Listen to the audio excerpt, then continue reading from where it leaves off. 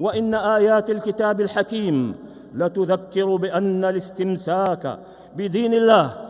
وطاعته جل في علاه والاستقامة على منهجه واتباع رضوانه وترك معصيته تضمن التمتع بالحياة الطيبة في الدنيا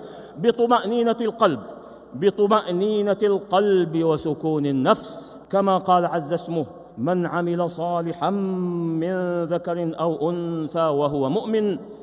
وهو مؤمن فلنحيينه حياة طيبة ولنجزينهم أجرهم بأحسن ما كانوا يعملون.